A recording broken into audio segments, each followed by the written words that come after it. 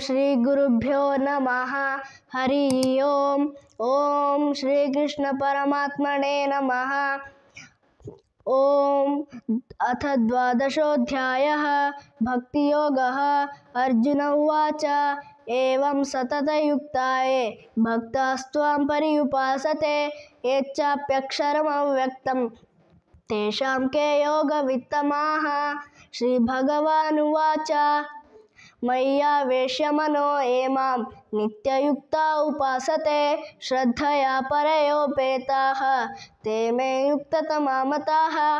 ये त्वक्षरमनिर्देश्यम् अव्यक्तं पर्युपासते सर्वत्र गमचिन्त्यं च कूटस्थमचलं ध्रुवम् संनियमेन्द्रियग्रामं सर्वत्र समबुद्धयः ते प्राप्नुवन्ति मामेव सर्वभूतहिते रताः।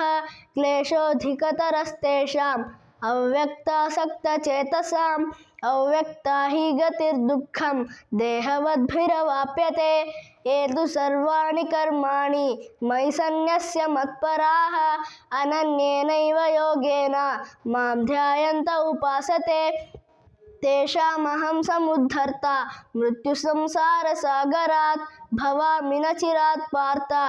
मय्यावेशितचेतसां मय्येव मन आधत्स्व मयि बुद्धिं निवेशय निवसिष्यसि मय्येव अथ ऊर्ध्वं न संशयः।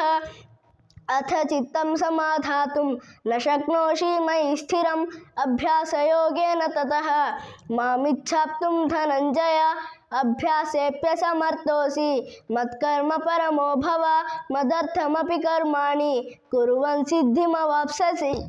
अथैतदप्यशक्तोऽसि कर्तुं मद्योगमाश्रितः सर्वकर्मफलत्यागं ततः कुरु यतात्मवान्। श्रेयो हि ज्ञानमभ्यासात् ज्ञानात् ध्यानं विशिष्टते ध्यानात् कर्मफलत्यागः त्यागात् शान्तिरनन्तरम्।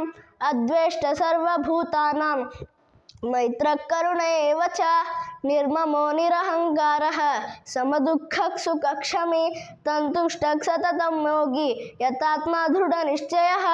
मय्यर्पितमनो बुद्धिः यो मद्भक्तः स मे प्रियः। यस्मान्नो द्विजते लोकः लोकान्नो द्विजते च यः हर्षामर्षमयोद्वेगैः मुक्तो यः स च मे प्रियः।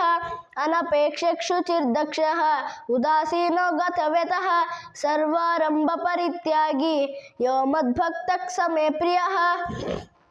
यो न हृष्यति न द्वेष्टि न शोचति न काङ्क्षति शुभाशुभपरित्यागी भक्तिमान्यः स मे प्रियः।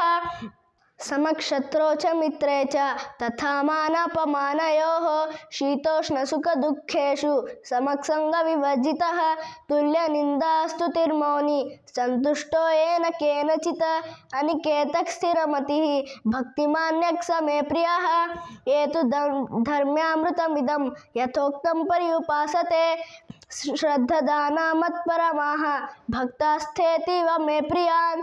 ओम तत्सत इति श्रीमद्भगवद्गीतासु उपनिषत्सु ब्रह्मविद्यायां योगशास्त्रे श्रीकृष्णार्जुन संवादे भक्तियोगो नाम अथ द्वादशोऽध्यायः।